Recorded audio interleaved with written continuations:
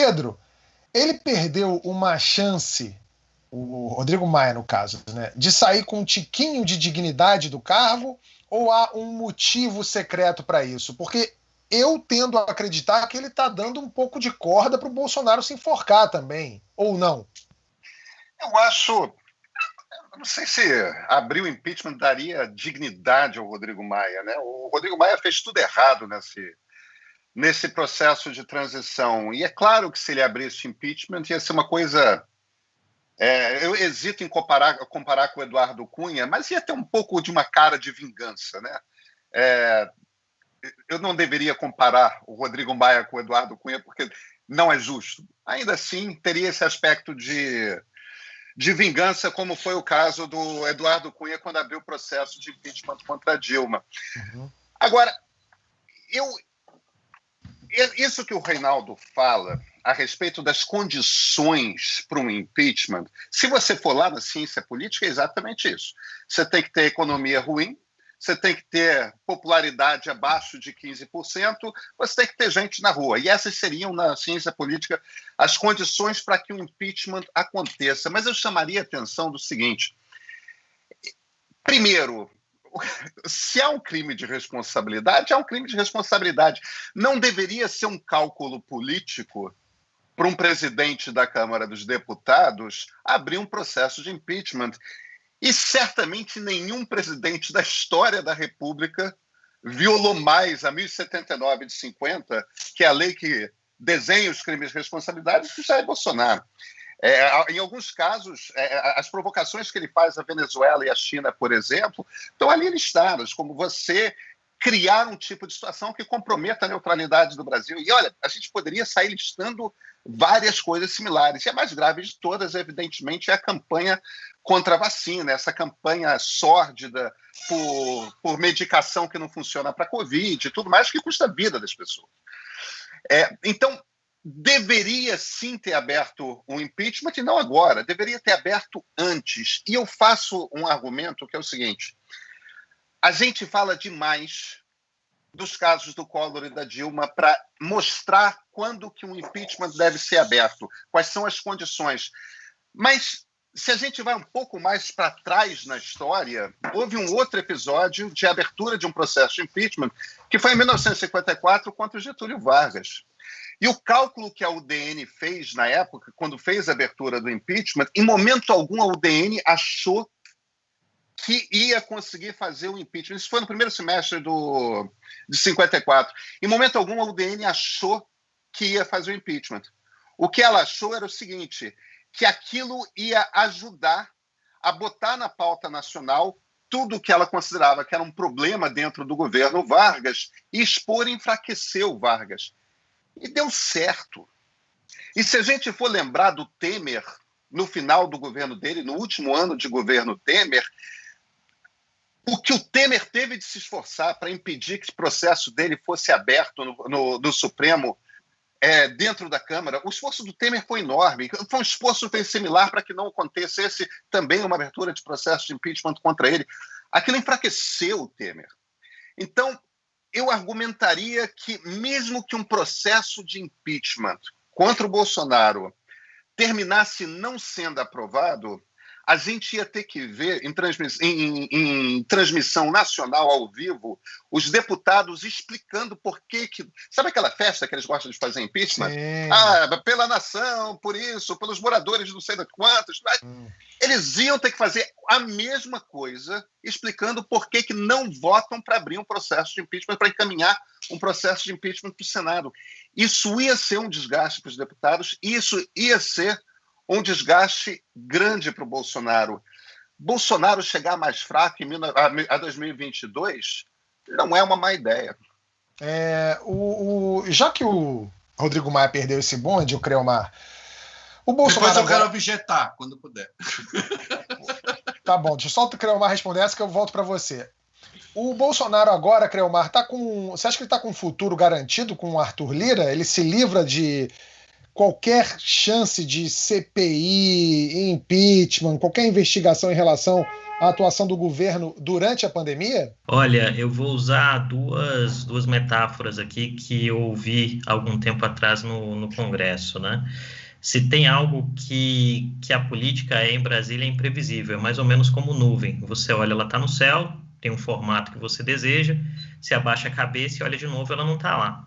Me parece que Bolsonaro venceu a primeira batalha hoje ao conseguir impor uma derrota muito pesada ao Rodrigo Maia, que cometeu uma série de equívocos durante a sua gestão, no que diz respeito ao enfrentamento ao presidente da República. Nisso eu creio que é importante o ponto que o Pedro levantou agora há pouco. Mas, de outro lado, vou usar aqui um ponto que a Thaís levantou, né? O Centrão aluga, né? O espaço é alugado, e aí você tem que imaginar um taxímetro, e o taxímetro vai rodando. E se surge algum tipo de imprevisto no caminho, como um pneu furar, ou um engarrafamento, ou algo do gênero, o taxímetro continua rodando, e aí o governo tem que ver se tem dinheiro na carteira suficiente para pagar a corrida como um todo. Me parece que hoje, indo para a segunda alegoria, nós temos uma figura de linguagem na qual tem uma sucuri apertando o cachorro. O cachorro é o governo, a sucuri é o centrão. E ela vai apertar de forma que ela não quer que o cachorro morra, porque o cachorro é o seu sustento, mas, de certa medida, também ela não quer que o cachorro caminhe livre, leve e solto.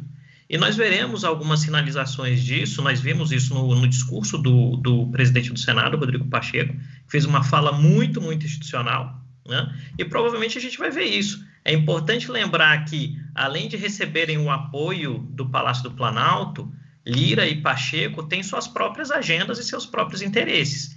E uma parte importante dessas agendas e desses interesses é manter uma relação positiva com seus pares, porque, ao fim do dia, é onde eles garantem a sua sustentabilidade e a possibilidade de avançarem em agendas importantes. Então, acho que nada está garantido para o governo, não. Reinaldo, fica à vontade para fazer sua objetificação. As minhas objeções de um Rottweiler amoroso. Lembra o tempo que eu era Rottweiler?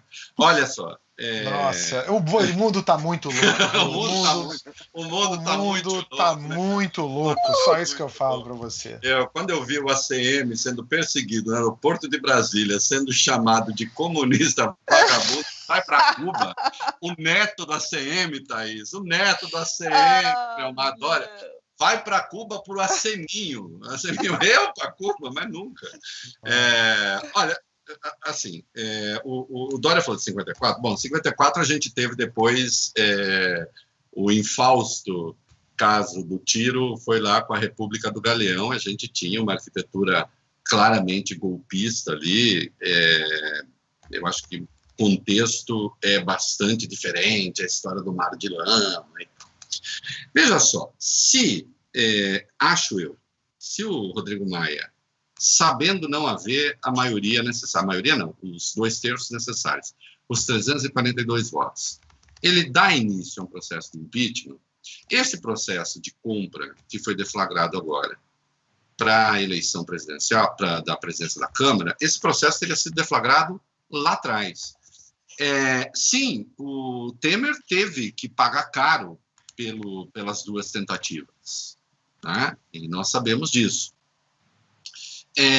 Só que Temer, o futuro político ali, num dado momento, se chegou a pensar que eventualmente pudesse concorrer à reeleição, mas ele não tinha base popular para isso, não tinha força para isso, não tinha militância para isso. Eu só assim, nem é o ânimo da confrontação, Dória, mas é só para registrar que no ambiente que vivemos, um presidente da Câmara que deflagrasse um processo de impeachment, tendo a organização que o Bolsonaro tem nas redes sociais, tendo a base popular que, infelizmente, ele tem, isso é real. Ele nunca caiu abaixo de coisa de perto de 1/3 de apoio popular. E o outro terço é incerto a respeito. Nós temos as pesquisas apontando que uma maioria ainda é contrária ao impeachment. Eu não vejo como ele não fosse fortalecer o Bolsonaro neste processo, se o fizesse. Entende? É claro que, pelo amor de Deus, veja só, finalmente a minha contabilidade e a da Folha coincidiram até antes da compra agora, da última aí das compras, eram 23 processos, eram 23 crimes de responsabilidade, entre 1079 e a Constituição propriamente, né? Porque tem alguma coisa que ofende a Constituição e outras a 1079. Com esse processo de compra agora, é o 24º crime de responsabilidade. Isto, como todos sabemos, ali, isso agride ali 1079, o livre exercício dos poderes. Ele está interferindo no livre exercício dos poderes. Né? Isso é a Constituição e 1079, são 24 crimes. Agora, nós precisamos ter condições políticas de tocar isso. É importante a gente lembrar também, para encerrar, que com essa voragem que levou Bolsonaro para a presidência da República, foi um grupo de delinquentes para a Câmara como nunca houve antes. Sim, sempre houve ali. Eu lembro uma vez, eu e Thaís, a gente na revista República, né, Thaís, em Brasília, tentando fazer reportagem, né? Tentando não, fizemos, ouvindo coisas. Eu e Thaís vimos gente ali embebedada no Piantella. Lembra, Thaís? Piantella, o sujeito ali. Não vamos falar o nome, não, já morreu. Tocando piano. Tocando piano. Era uma coisa, era uma festa. Agora, este grau de delinquência que chegou junto com o Bolsonaro, aí nunca vi. Dória, acho que, assim, isso tentando dizer assim, eu não acho que o Rodrigo Maia tenha errado nesse processo de não ter aberto, só para deixar isso claro, porque fortaleceria Bolsonaro em vez de enfraquecer, acho eu. Mas eu espero também que você esteja certo. Vamos para o pau. Eu queria complementar o que disse o Reinaldo, com quem eu concordo, mas queria chegar em outro lugar. O que eu acho é que o fato do Rodrigo Maia, depois de 2 anos sentado na cadeira e 60 pedidos de impeachment depois, ele aventar a possibilidade de, no apagar das luzes, a 24 horas do final do mandato dele, ele aventar a possibilidade de então aceitar o pedido de impeachment, isso para mim foi a amostra mais contundente do quanto a derrota calou fundo nele, porque ele foi um dos principais derrotados nesse processo da Câmara, né? O Rodrigo Maia, ele vai sair do DEM provavelmente diminuído, quase escorraçado, sem lugar, isso depois de ter passado 2 anos na presidência da Câmara. Eu acho que ele não deveria ter pautado impeachment agora, a não ser pelo fígado dele, que pelo jeito falou mais alto, porque primeiro, como disse Reinaldo, ele não passaria agora. O sujeito tem 30%, 35% ainda de popularidade. A Dilma tinha 7% quando foi empuxada. Então, não passaria, número 1. Depois, o próprio Rodrigo Maia, aí pensando nas questões dele, né, ele estaria rompendo uma relação íntima que ele tem com o mercado financeiro, que a essa altura não quer o impeachment, porque acho que impeachment agora é tocar fogo no país. Então, o Rodrigo Maia estaria aí enfraquecendo esse elo que ele tem, que é muito forte, com o mercado financeiro. E, por último, o Rodrigo Maia estaria passando um atestado de que ele é péssimo perdedor, porque, como a gente falou, ficou 2 anos sentado em cima de 60 pedidos de impeachment e não aceitou nenhum. E agora, no apagar das luzes, aceitaria. Isso deixaria claro também que ele coloca os interesses dele acima dos interesses do Brasil, né?